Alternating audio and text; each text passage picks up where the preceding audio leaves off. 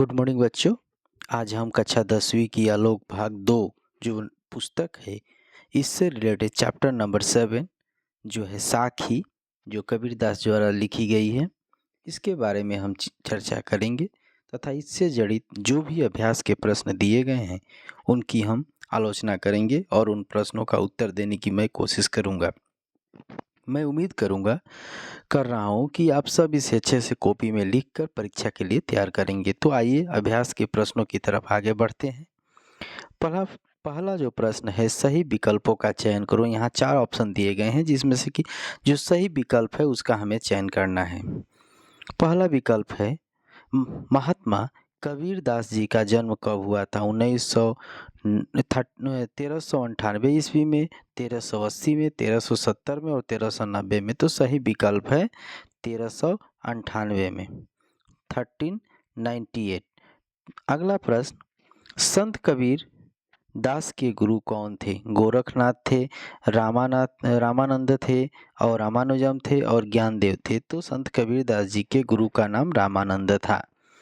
कस्तूरी मृग वन में क्या खोजता फिरता है? कस्तूरी मृग वन में क्या खोजता फिरता है? ऑप्शन है कोमल घास, शीतल जल, कस्तूरी नामक सुगंधित पदार्थ और निर्मल हवा। तो उत्तर सही होगा कस्तूरी नामक सुगंधित पदार्थ। अगला प्रश्न, कबीरदास के अनुसार वह व्यक्ति पंडित है जो शास्त्रों का अध्ययन करता है, जो बड़े ग्रंथ लिखता है। अगला, जो बड़े किताब खरीद कर पुस्तकालय में रखता है और जो प्रेम का 2.5 अक्षर पढ़ता है। तो उत्तर होगा जो प्रेम का 2.5 अक्षर पढ़ता है। अगला प्रश्न, कवि के अनुसार हमें कल का काम कब करना चाहिए? ऑप्शन है आज, दूसरा ऑप्शन कल, परसों और नरसों। तो हमें आज का जो काम है, कल का काम जो है उसे हमें आज करना चाहिए। अगले प्रश्न की तरफ आगे बढ़ते हैं तो हम देखेंगे एक शब्दों में उत्तर दो, यानी कि संक्षिप्त उत्तर हमें यहाँ देना है। पहला प्रश्न है, श्रीमंत शंकर देव ने अपने किस ग्रंथ में कबीरदास जी का उल्लेख किया है? तो इस किस में उल्लेख किया है? तो कवि कीर्तन घोषा नामक ग्रंथ में शंकर देव जी ने कबीर के बारे में उल्लेख किया है। अगला प्रश्न, महात्मा कबीरदास का देहावसान कब हुआ था? तो उनका जो देहावसान था वह कहाँ हुआ था? ये होना चाहिए था। तो ये उनका देहावसान मगहर में हुआ था। अगला प्रश्न, कवि के अनुसार प्रेम विहीन शरीर कैसा होता है? कवि के अनुसार प्रेम विहीन शरीर लोहार की खाल जैसे होता है। कबीरदास जी ने गुरु को क्या कहा है? तो कुम्हार कहा है। कबीरदास जी ने गुरु को कुम्हार कहा है, क्योंकि जिस प्रकार कुम्हार किसी मिट्टी को लेकर एक सुंदर आकार के बर्तन को बना देता है, उसी प्रकार एक शिक्षक, एक गुरु किसी भी बच्चे को उसे अच्छे से अच्छे संस्कार देकर, अच्छे से अच्छे शिक्षा देकर उसे एक समाज के लिए बहुत ही आदर्शवान व्यक्ति बना पाता है। अगला प्रश्न, महात्मा कबीरदास की रचनाएं किस नाम से प्रसिद्ध हुई? तो महात्मा कबीर की रचना बीजक नाम से प्रसिद्ध हुई। पूर्ण वाक्यों में उत्तर दो। अगला जो टॉपिक है, पहला प्रश्न है, कबीरदास के पालक पिता माता कौन थे? तो कबीरदास के पालक पिता माता नीरू और नीमा थे। कबीर शब्द का अर्थ क्या है? यह बहुत ही इम्पोर्टेंट प्रश्न है। कबीर शब्द का अर्थ होता है बड़ा या महान, बड़ा या महान। यह बहुत प्राय आपको क्वेश्चन आपको देखने को मिलेगा एग्जाम में। और अगला है, साखी शब्द किस संस्कृत शब्द से विकसित हुई है? साखी शब्द संस्कृत शब्द साक्षी से विकसित हुई है, यानी साखी शब्द का अर्थ है साक्षी। जो प्रत्यक्ष प्रमाण हम देखते हैं उसे कहते हैं साक्षी। अगला प्रश्न, साधु की कौन सी बात नहीं पूछनी चाहिए? तो साधु के जाति के बारे में हमें नहीं पूछना चाहिए।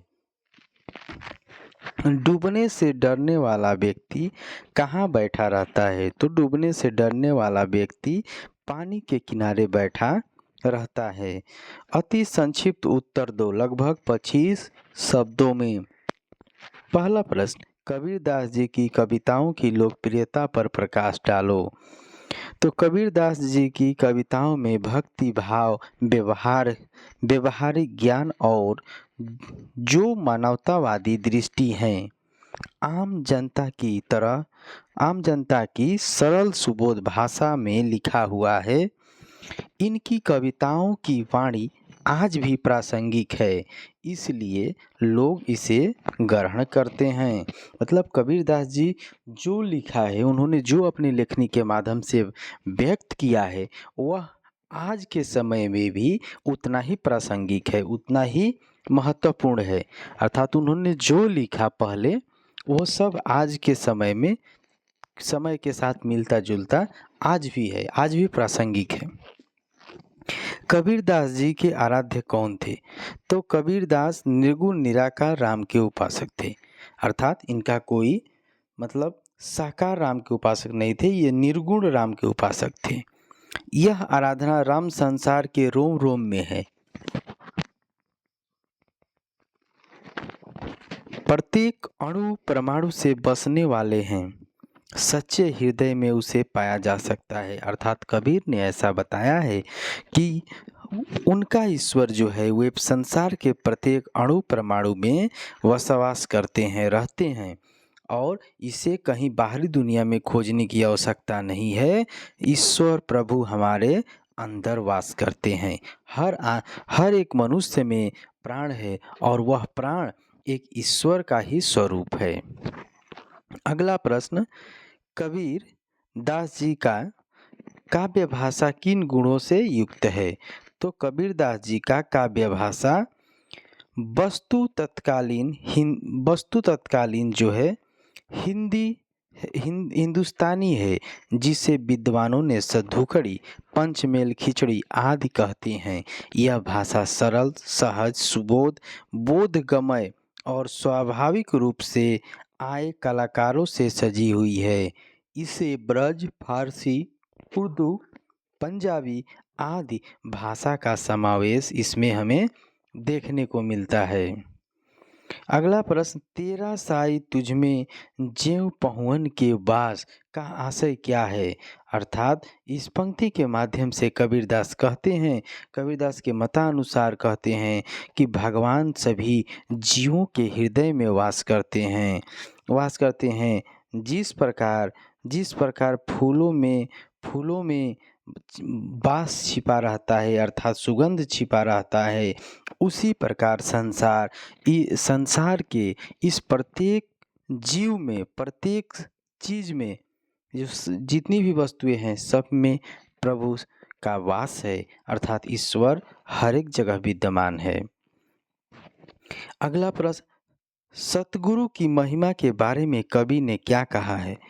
तो कबीरदास ने सतगुरु की महिमा को अनंत कहा है, क्योंकि सतगुरु का लोचन अनंत है, दिखावण भी अनंत है, जिसने ईश्वर की साक्षात दर्शन करवाया है।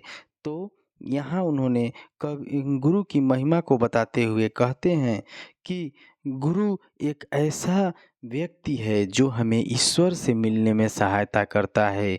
अर्थात वह गुरु ही वह व्यक्ति है जो कि हमें यह बतलाता है कि हम यह ईश्वर इस रूप में होते हैं, हमें ईश्वर की पूजा करनी चाहिए, ईश्वर की कैसी आराधना करनी चाहिए। अर्थात हर एक वस्तु के बारे में, संसार के हर एक वस्तु के बारे में हमें शिक्षक से ही ज्ञान मिलता है, गुरु से ही ज्ञान मिलता है। इसलिए उन्होंने सतगुरु या फिर गुरु की महिमा को अनंत बताया है। अगला प्रश्न, अंतर हाथ सहार दे, बाहर बहे चोट का तात्पर्य बताओ। कबीरदास के अनुसार गुरु शिष्य का संबंध कुम्हार और कुंभ का है। जिस प्रकार कुम्हार कुंभ बनाते समय एक हाथ से सहार देता है और दूसरे हाथ से बाहर चोट लगाता है, उसी प्रकार गुरु ने शिष्य को सही दिशा देने में कभी कभी कोसते हैं पर अपने हृदय से प्यार होता है। अर्थात जिस प्रकार एक कुम्हार जो मिट्टी के बर्तन बनाता है तो वो मिट्टी के बर्तन के भीतरी आवरण को एक हाथ से पकड़े रहता है और दूसरे हाथ से उस मिट्टी के ऊपरी आवरण के ऊपर अपने हाथों से आघात करता है और आघात करके उस आवरण को बहुत ही सुंदर बनाता है। उसी प्रकार अगर कोई गुरु किसी किसी शिष्य को अगर कोई आघात करता है या फिर छोटी-छोटी बातों पर उसे कोसता है, उसे डाँटता है तो वह उसकी मतलब कोई भी उसमें बुराई नहीं होनी चाहिए। यह उस शिष्य के भलाई के लिए गुरु ऐसा करता है। यही वहाँ इस वाक्य का तात्पर्य है, इस पंक्ति का तात्पर्य है। अगला प्रश्न संक्षिप्त में उत्तर दो लगभग 50 शब्दों में। बुराई खोजने के संदर्भ में कवि ने क्या कहा है? तो बुराई खोजने के संदर्भ में कबीरदास ने यह कहना चाहे हैं कि हमें दूसरे की भलाई बुराई को देखने से पहले अपने आप को अच्छी तरह निरीक्षण करना चाहिए। कबीरदास के अनुसार लोग दूसरों की बुराई हमेशा देखते हैं लेकिन अपने मन की मैल को नहीं देखते। जो अपने दिल को देखा तो उसे मालूम हुआ कि मुझसे बुरा कोई नहीं है। अर्थात कबीरदास जी यह कहना चाहते हैं कि हमें दूसरे की बुराई नहीं देखनी चाहिए, क्योंकि अगर हम प्रत्येक व्यक्ति में अगर हम बुराई खोजना शुरू कर दें तो अंत में एक ऐसा समय आएगा जब हमें ये लगेगा कि हर एक वस्तु में बुराई है। और अंत में ऐसा भी समय आएगा जब हम खुद अपने अंदर जब झाँकेंगे तो देखेंगे कि हमसे बुरा तो इस दुनिया में और कोई भी नहीं है। इसलिए हमें दूसरे के अंदर बुराई नहीं झाँकनी चाहिए। उसके जो सद्गुण हैं, जो अच्छे गुण हैं, उन्हें ग्रहण करनी चाहिए। अगला प्रश्न है कबीरदास जी ने किस लिए मन का माला फेरने का उपदेश दिया है? कबीरदास जी के मतानुसार अनेक लोग भगवान के नाम पर हाथ में माला लेकर जाप करते हैं किंतु भगवान का साक्षात या दर्शन नहीं हो पाता। आपके अनुसार माला जपने से पहले अपने मन का फेर माला मारना चाहिए, अर्थात मन की मैल को साफ करना चाहिए। कबीरदास जी कहते हैं कि हमें सिर्फ दिखावे के लिए माला नहीं फेरना चाहिए, हमें वास्तव में अपने मन को फेरना चाहिए, अपने मन को साफ करना चाहिए, अपने मन की बुराइयों को ख़त्म करना चाहिए, ताकि जब हमारा मन साफ होगा तो फिर हमारा हर एक काम साफ होगा और हम ईश्वर की भक्ति भी अच्छे ढंग से कर पाएंगे। यही कबीरदास जी की कामना है।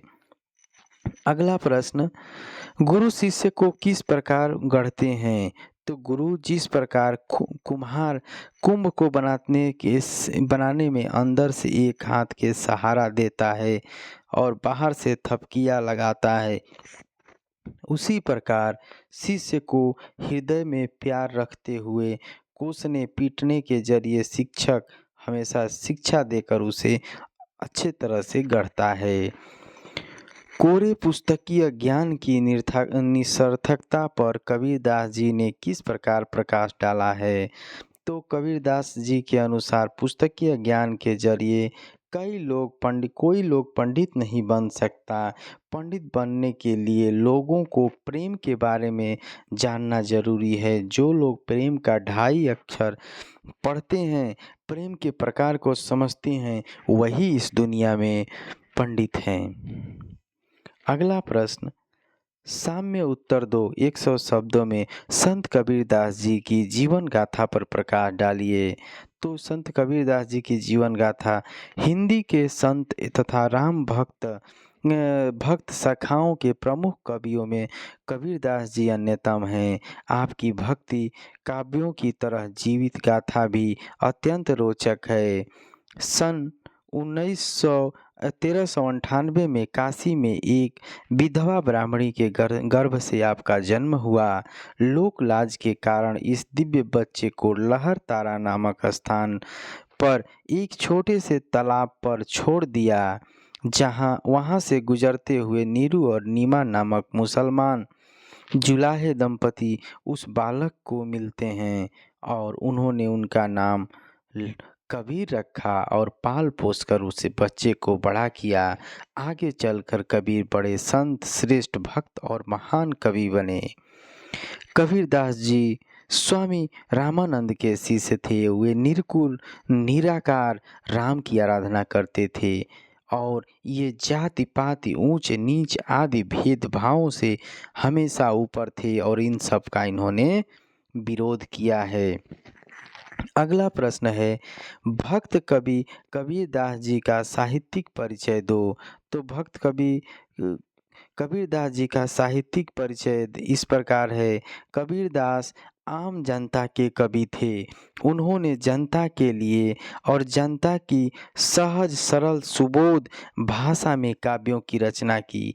कबीरदास जी बहुत ही सरल भाव से अपनी रचनाएं किए हैं। भक्ति धर्म आदि प्रचार और प्रसार के लिए आप जहाँ तहाँ घूमते थे और वहाँ की जन भाषा से कविता लिखते थे। उनकी कविता में ब्रज, मैथिली, उर्दू, फारसी, अरबी, पंजाबी, राजस्थानी आदि भाषा के शब्दों का समावेश हुआ है। इसलिए कुछ विद्वानों ने उनकी भाषा को सदुगड़ी या पंचमेल खिचड़ी आदि भी कहा है। ज्ञान, भक्ति, आत्मा, परमात्मा, माया, मोह, वैराग्य आदि गंभीर विषय उनकी रचनाओं में अत्यंत सुबोध एवं स्पष्ट रूप से प्रकट हुए हैं। कबीरदास ने लोगों के बीच में रहकर तरह तरह के उपदेश दिया है। उनकी वाणियों को कुछ शिष्यों ने लिपिबद्ध किया और उनकी रचनाएं बीजक नाम से प्रसिद्ध हुई। इसके 3 भाग हैं, साखी, शबद और रामायणी। इस तरह कबीरदास जी का साहित्यिक परिचय हमने यहाँ देखा। अगले प्रश्न की तरफ आगे बढ़ते हैं और देखते हैं कि सप्रसंग व्याख्या करो। यहाँ पर हमें व्याख्या करने के लिए कहा गया है। व्याख्या है, जाति न पूछो साधु की, पूछ लीजो ज्ञान, डैश पड़ा रहन दो म्यान। यह इस पंक्ति की हमें व्याख्या लिखनी है। तो सर्वप्रथम व्याख्या के लिए हम प्रसंग लिखेंगे। प्रसंग में हम लिखेंगे, यह पंक्ति हमारी पाठ्य पुस्तक आलोक भाग 2 के अंतर्गत महात्मा कबीरदास जी द्वारा विरचित साखी शीर्ष दोहे से लिया गया है। अर्थात यह पंक्ति जो है यह हमारे महात्मा कबीरदास जी जो हैं उनके द्वारा लिखित साखी नामक जो हमारा पाठ है उससे लिया गया है। संदर्भ, इसमें कबीरदास जी ने हमें जाति नहीं बल्कि ज्ञान पर ही गुरुत्व देने को कहा है। अर्थात हमें जाति के बारे में नहीं पूछना चाहिए, हमें उसकी ज्ञान के बारे में पूछना चाहिए। व्याख्या, इसमें कबीरदास जी ने हमें जाति नहीं बल्कि ज्ञान पर गुरुत्व देने को कहा है। जाति मनुष्य का बाहरी आवरण मात्र है।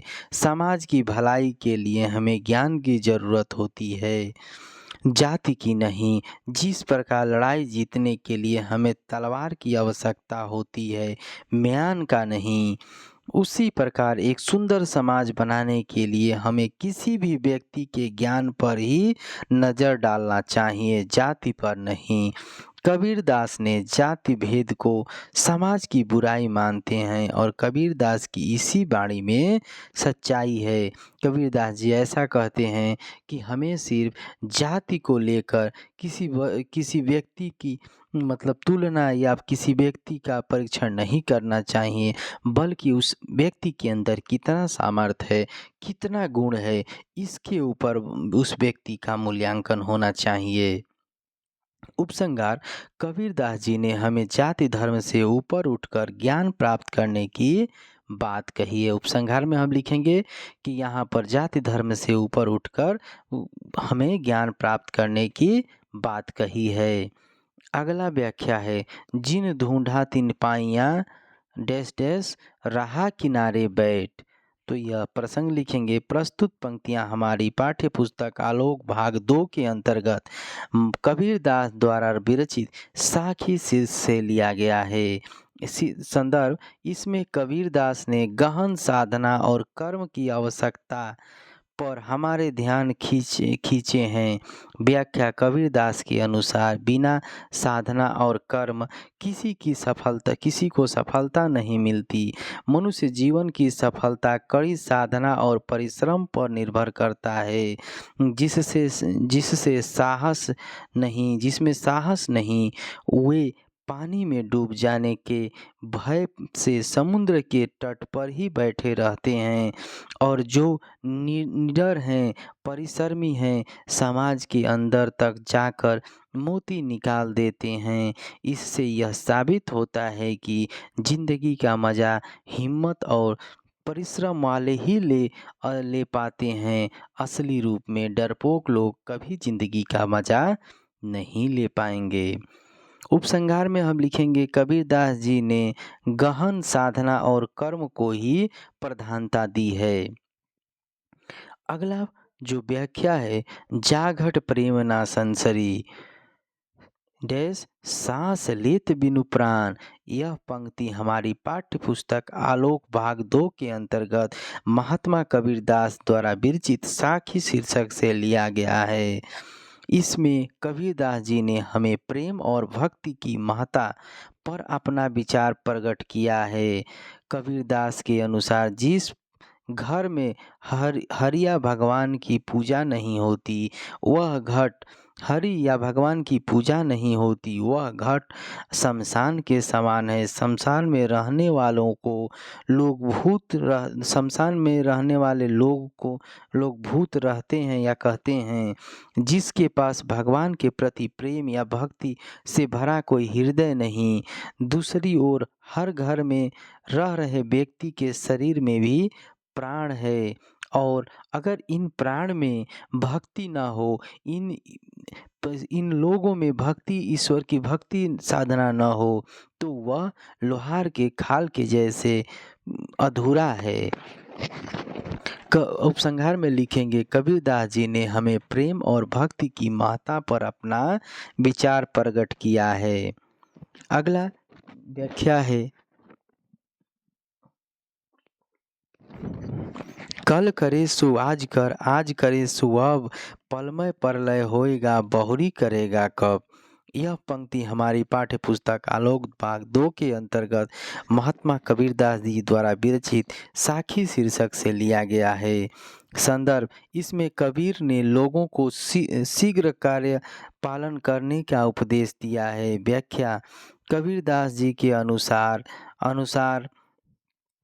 इस जगत में कोई सुनिश्चित विधि नहीं है।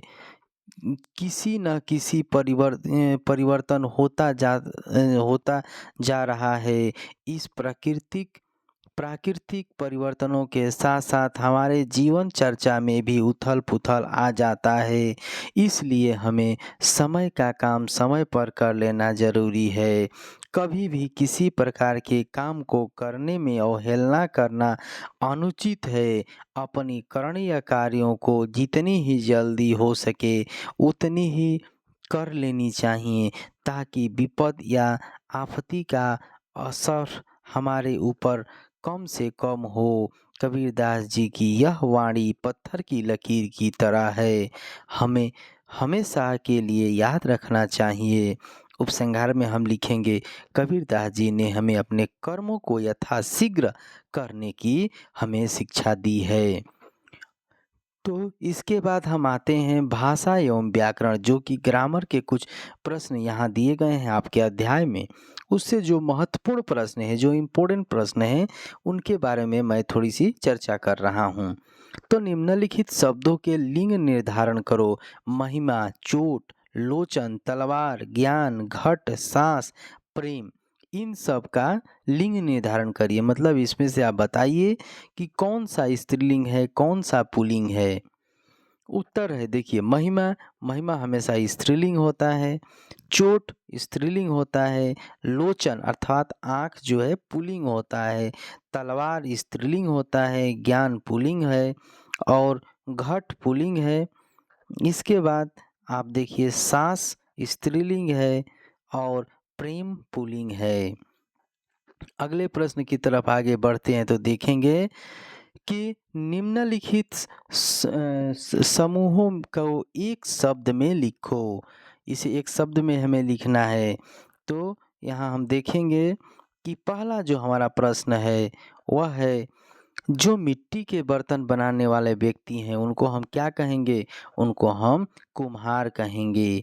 जो जल में डुबकी लगाते हैं उन्हें पनडुब्बी कहते हैं या पनडुब्बे कहते हैं। जो लोहे के औजार बनाते हैं उसे लुहार कहते हैं। सोने के गहने बनाने वाले को सुनार कहते हैं। और विविध विषयों का ज्ञात रखने वाले व्यक्ति को हम पंडित कहते हैं। इस तरह इस पाठ से रिलेटेड जितने भी प्रश्न यहाँ अभ्यास में दिए गए थे, जो कि आपके परीक्षा के दृष्टि से काफ़ी महत्वपूर्ण थे, मैंने उन सभी प्रश्नों का हल यहाँ दिया है।